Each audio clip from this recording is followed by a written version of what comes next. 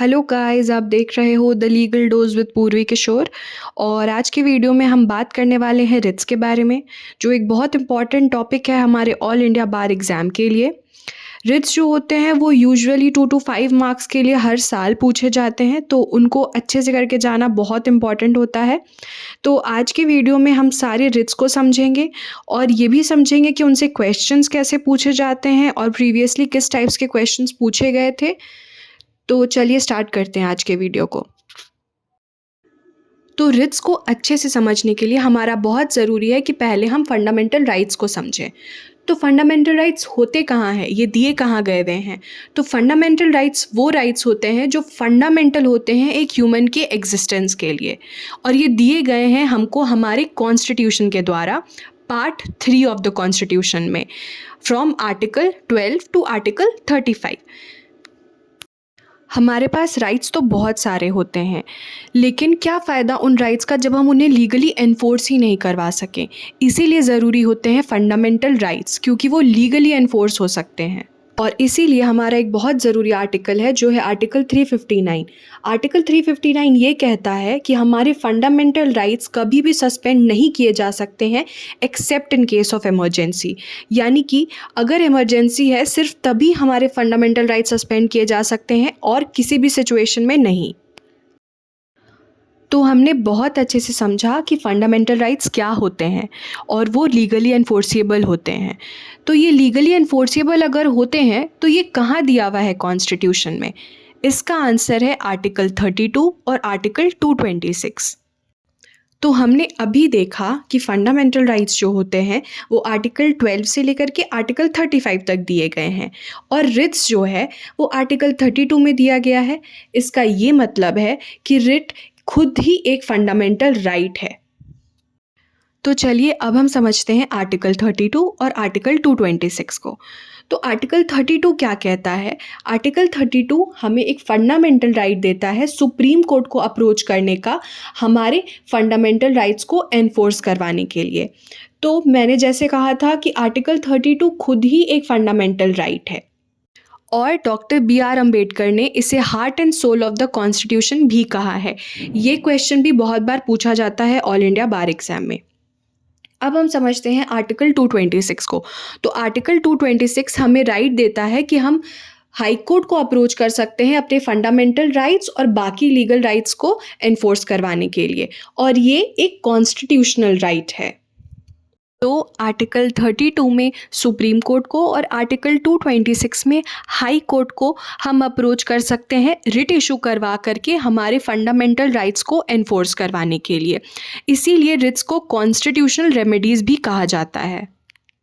चलिए अब हम समझते हैं 5 टाइप के रिट्स को, जो होता है habeas corpus, mandamus, prohibition, certiorari and quo warranto. तो चलिए हम समझते हैं अपना पहला रिट को, जो है रिट ऑफ हेबिस कॉर्पस। तो रिट ऑफ हेबिस कॉर्पस का मतलब ये होता है टू हैव द बॉडी। तो इस रिट में क्या होता है, अगर किसी भी इंसान को इलीगली डिटेन करके रखा गया है तब ये रिट फाइल हो सकता है। अब इलीगल डिटेंशन का मतलब क्या होता है? उसका मतलब ये होता है कि अगर किसी इंसान को बिना प्रॉपर प्रोसीजर्स के डिटेन करके रखा गया है, या फिर उसको अरेस्ट के विदिन 24 आवर्स मैजिस्ट्रेट के सामने प्रेजेंट नहीं किया गया है, तो उसे हम इलीगल डिटेंशन बोलते हैं। तो अगर जब भी इलीगल डिटेंशन होता है तो हम writ of habeas corpus file कर सकते हैं। तो अब इसे कौन कौन फाइल कर सकता है? या तो वो पर्सन जिसे इलीगली डिटेन किया गया है, या उसका कोई फैमिली मेम्बर या रिलेटिव, या फिर उसका कोई लीगल रिप्रेजेंटेटिव। तो अब आपके दिमाग में ये क्वेश्चन ज़रूर आया होगा कि रिट ऑफ हेबिस कॉर्पस कौन से फंडामेंटल राइट को प्रोटेक्ट करता है? तो उसका आंसर है article 21, right to life and personal liberty. अब हम समझते हैं हमारा दूसरा रिट, जो है रिट ऑफ मैंडेमस। तो रिट ऑफ मैंडेमस का मतलब होता है वीक कमांड, और रिट ऑफ मैंडेमस तब इशू किया जाता है जब किसी भी एक इंसान को एक पब्लिक ड्यूटी करने का लीगल ऑब्लिगेशन होता है और वो उस ऑब्लिगेशन को फुलफिल नहीं करता है। ये रिट सिर्फ और सिर्फ पब्लिक इंडिविजुअल्स के लिए यूज़ किया जा सकता है, प्राइवेट इंडिविजुअल्स के लिए नहीं। तो रिट ऑफ मैंडेमस मैंडेट करता है एक पब्लिक ऑफिशियल को अपना ड्यूटी को सही तरीके से परफॉर्म करने के लिए। तो इसको याद रखने का एक बहुत इजी सा फॉर्मूला है जो है legal right plus public duty is equal to mandamus. तो अगर आपको कभी भी कन्फ्यूजन हो रहा है कि कोई भी क्वेश्चन मैंडेमस का है या किसी और रिट का है, तो आप ये चेक कर सकते हैं कि क्या उस ऑफिसर का एक पब्लिक ड्यूटी है और उसको एक लीगल ऑब्लिगेशन है कि वो पब्लिक ड्यूटी फुलफिल करे, और एक लीगल राइट है, तो वो क्वेश्चन मैंडेमस का होगा। तो अब समझते हैं हमारा अगला रिट जो है रिट ऑफ प्रोहिबिशन। तो प्रोहिबिशन का मतलब होता है टू फॉरबिड, यानी कि किसी को रोकना। तो ये रिट का काम क्या होता है कि कोई भी जुडिशियल या क्वासी जुडिशियल बॉडी अगर है तो उनके अपने अपने जुरिस्डिक्शन होते हैं जिनके अंदर उनको फंक्शन करना होता है। उसके बियॉन्ड जा कर के वो कोई भी डिसीजन नहीं ले सकते हैं। तो अगर कोई भी ऐसा जुडिशियल या क्वासी जुडिशियल बॉडी है जो मिस्टेकनली अपना जुरिस्डिक्शन को एक्सीड कर रहा है, तो रिट ऑफ प्रोहिबिशन क्या करता है कि उनको वहीं पर रोकता है। अब हम आते हैं हमारे अगले रिट पर जो है writ of certiorari, which means to be certified और टू क्वॉश। तो हमने अभी समझा कि हर एक कोर्ट का अपना जुरिस्डिक्शन होता है जिसके बियॉन्ड जा कर के वो कोई भी डिसीजन नहीं ले सकता है। लेकिन अगर कोई ऐसा कोर्ट है जो अपने जुरिस्डिक्शन के बियॉन्ड जा कर के डिसीजन ले रहा है या ऑर्डर्स पास कर रहा है, तो कोई भी हायर कोर्ट क्या कर सकता है कि उसके डिसीजन को क्वॉश कर सकता है। तो ये रिट जो होता है ये करेक्टिव इन नेचर होता है। इसका एम ये होता है कि ये प्रिवेंट करे जुडिशियल अथॉरिटीज़ को अपने पावर्स को ओवरस्टेप करने से। अब हमने प्रोहिबिशन और सर्शियरी दोनों समझ लिया है, तो हमें ये समझ में आया होगा कि दोनों काफ़ी सिमिलर हैं एक दूसरे से, लेकिन कुछ की पॉइंट्स हैं जो दोनों को बहुत अलग करते हैं। तो आइए समझते हैं इन दोनों के बीच के मेन डिफरेंसेस। तो सर्शियरी जो होती है वो इशू होती है आफ्टर द डिसीजन, यानी कि किसी कोर्ट के डिसीजन लेने के बाद ही रिट ऑफ सर्शियरी इशू की जाती है। और प्रोहिबिशन जो होती है वो इशूड बिफोर डिसीजन होती है, यानी कि डिसीजन लेने के पहले इशू किया जाता है। दूसरा point, सर्शियरी is corrective in nature, यानी कि अगर किसी कोर्ट से कोई गलती हो गई है तो सर्शियरी क्या एम करता है कि वो उस गलती को करेक्ट करे। और प्रोहिबिशन जो है वो प्रिवेंटिव इन नेचर है, यानी कि वो जुडिशियल अथॉरिटीज़ को गलती करने से पहले ही रोक देती है। थर्ड पॉइंट ये है कि सर्शियरी में जो ऑर्डर है वो क्वॉश कर दिया जाता है, और प्रोहिबिशन क्या करता है कि जो प्रोसीडिंग्स चल रही है जिसका डिसीजन अभी तक नहीं आया है वो उसको स्टॉप कर देती है कुछ टाइम के लिए। तो आई होप कि अब आप दोनों के बीच का डिफरेंसेस और सिमिलैरिटीज़ अच्छे से समझ गए होंगे। तो अब हम मूव ऑन करते हैं हमारे नेक्स्ट और लास्ट रिट पर जो है writ of quo warranto. Writ of quo warranto का मतलब होता है बाय व्हाट अथॉरिटी, यानी कि इस रिट के थ्रू हम किसी भी ऑफिशियल से ये पूछ सकते हैं कि आप किस अथॉरिटी से उस ऑफिस को आपने अक्वायर किया है। तो रिट ऑफ क्वो वारंटो में क्या होता है कि अगर कोर्ट को लगता है कि कोई पब्लिक ऑफिसर जो है वो अपने पोस्ट को इलीगली ऑब्टेन किया है,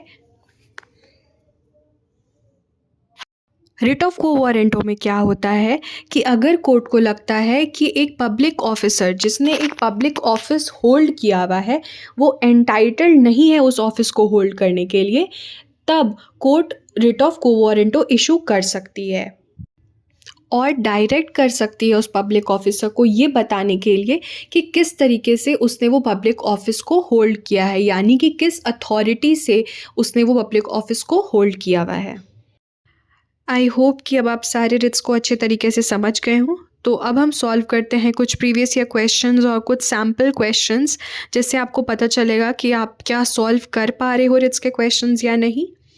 और अगर आप कर पा रहे होगे तो आपका कॉन्फिडेंस और ज़्यादा बूस्ट हो जाएगा। तो चलिए सॉल्व करते हैं कुछ क्वेश्चंस। तो पहला क्वेश्चन है जो पूछा गया था AIBE 4 में, Which of the following writs may the Supreme Court use to inquire into the legality of a claim that a person asserts to a public office and remove such person if the claim is not well founded?